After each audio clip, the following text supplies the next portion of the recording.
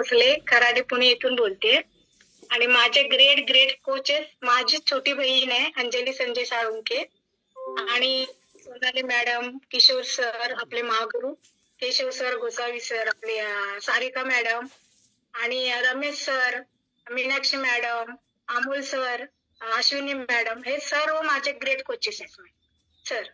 सर्व great coaches आहेत.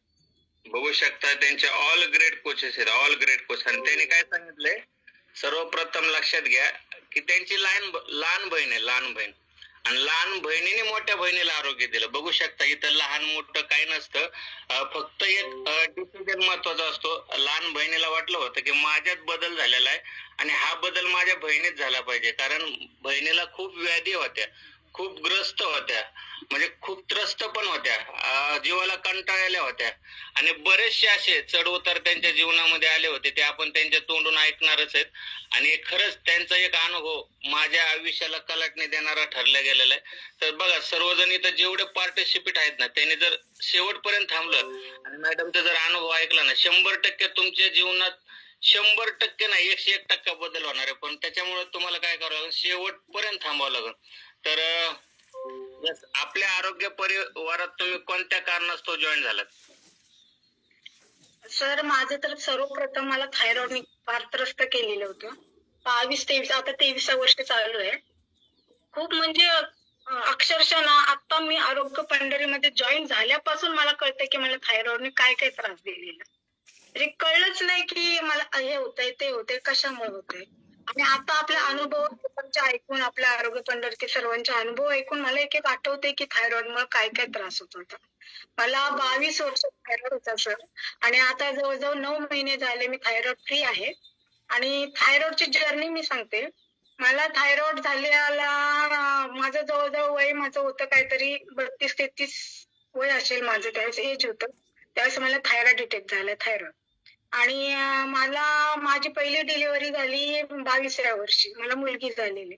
तेव्हा माझं वजन किती होतं सर? 38च होतं फक्त. म्हणजे मी आयडल वेट पेक्षाही एक 8-9 किलो कमी होते. एवढी माझी तब्येत वीक होती त्यावेळेस. तरी पण माझी नॉर्मल डिलिव्हरी झालेली आहे त्यावेळेस. आणि नंतर अजून 2-3 वर्षात 3 झालं. आणि माझं 25 वर्ष अर्ध झालेलं त्यावेळेस माझं फॅमिली प्लॅनिंगचं ऑपरेशनही झालं. आणि त्याच्यानंतर मी तब्येत माझी बारीकच होती. त्याच्यानंतर मी इथं आम्ही राहायला आलो तेव्हा पाण्याची सोय नव्हती, टँकर यायचे.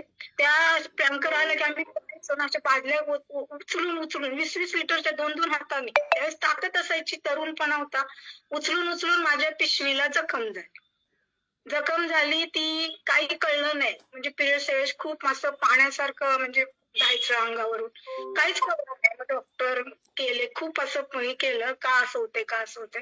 तर मग चेकअप झालं त्यावेळेस पिशवी फाटली होती माझी, म्हणजे आपली गर्भपिशवी असते ती.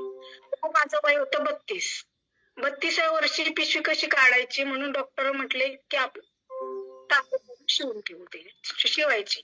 मग ते केलं. त्याच्यानंतर मला बरं वाटलं, मग पाण्याची सोय झाली, सगळं काही ठीक झालं. आणि मग हळूहळू ना तब्येत वाढत गेली माझी. तर मला असं समज झाला की जसं काय पिशवीचं ऑपरेशन झाल्यामुळे मी काय घरी पाळणं नाही, काय आलं, मुलं सगळी जॉईंट फॅमिली, त्यामुळे असं वाटलं की वात झालं की काय, वात होत झाला मला, पोट थोडं वाढलं, तब्येत वाढत गेली. ते असं मला गैरसमज झाला, म्हणजे आमच्या सगळ्यांचाच झाला की तुझं पाळणं झालं नाही. शेवटी ते डिलिव्हरी सारखंच असतं, तू थंड पाण्यात काम केलं म्हणजे वाढत चालले, पाळणा सूज, हे असं सगळं सुजायला लागलं होतं माझं. असं पाय चप्पल शिरत नव्हती, जबरदस्ती घातली ना तर चप्पलची अशी निशाणी उठायची, मला अशी पट्ट्याची वगैरे अशी पायाला निशाणी उठायची. आणि मग डॉक्टर केले, मला असं का होतंय, मला चालायला ताकद नाही, अक्षरशः मला टॉयलेटला बसता येत नव्हतं. मी टॉयलेटला बसले ना, आपलं 5 मिनिटाचंच काम पण मी 10 वेळा उठत होते. थोडासा अर्धवट उठायची ना, अक्षरशः मी लाजत नाही सांगायला, कारण मी मोठी आहे, माझ्यापेक्षा सर्व बरेच लोक लहान आहेत, मोठे पण आहेत. मनातले जे आहे ना, माणसाने, आपली आरोग्य फॅमिली असे आहे की मनातलं काही लपून ठेवू नका. आपले लोक आपलं ऐकायला तयार असतात आणि त्यातून काहीतरी कुणाचं भलं होऊ शकतं. त्यामुळे मी खुलं सांगते की अक्षरशः मी टॉयलेटला बसले ना तर मी जवळजवळ 8 ते 10 वेळा अशी उठायची, परत बसायची, परत उठायची. अक्षरशः मला, म्हणजे त्यावेळेस आपलं इंडियन टॉयलेट ना, बसायची टॉयलेट होती, आता कमोड वगैरे झाले. तर मला एवढा त्रास व्हायचा ना, अक्षरशः माझ्या डोळ्यातून पाणी यायचं. पण सासू सासरे, जॉईंट फॅमिली, मुलांचे डबे, स्कूल, शाळा, आणि मी पण टीचर होते स्कूलमध्ये. मी 8 वाजता दोन्ही वेळेचा स्वयंपाक करून, 8 वाजता मुलांचे टिफिन, सगळ्यांचं घरी दोन्ही वेळेचा स्वयंपाक करून मी स्कूलला जाणार. स्कूल जवळ होतं, शाळा घराच्या पाठीमागच आहे. मी असं माझी जर्नी चालू झाली. आणि मग मला कळलंच नाही की मला थायरॉइड वाढत चाललाय. निदानच सापडलं नाही मला. आणि मग माझे मिस्टर आर्मीमध्ये होते ना, मग ते म्हटले आपण मिलिटरी हॉस्पिटलला जाऊ, कमांडला जाऊ. मग आम्ही गेलो, माझी पूर्ण बॉडी चेकअप केलं.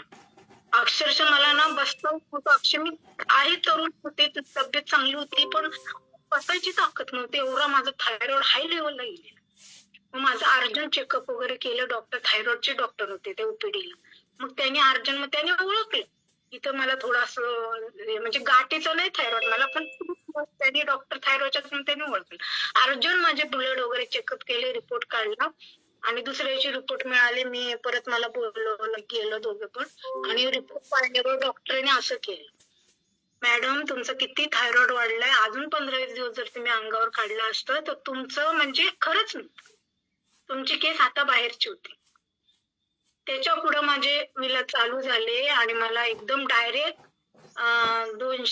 170 म्हणजे 1.25 mg ची टॅबलेट चालू झाली डायरेक्ट. असा माझा थायरॉइड चालू झाला. आणि मग मला म्हणजे टॅबलेट चालू झाली, पण माझ्या शरीराचे जे जाडपणा, स्थूलपणा, आळस, काम करायची इच्छा नाही, पण करणं तर होतं. घरी दुसरं कोण नव्हतं मला जोडीला. मुलं लहान स्कूलचे होते, सासू सासरे ते पण वयस्कर होते. करायचं, जबरदस्ती करायची, चिडचिड व्हायची माझी. असं चालू होतं, माझी जर्नी अशी चालू होती. आणि नंतर मग मला ही आपली जर्नी मिळाली, आपल्या मिळाली. पहिलं माझ्या बहिणीनी, म्हणजे ती फुरसुंगीला आपल्या राहते, लोणीला राहते,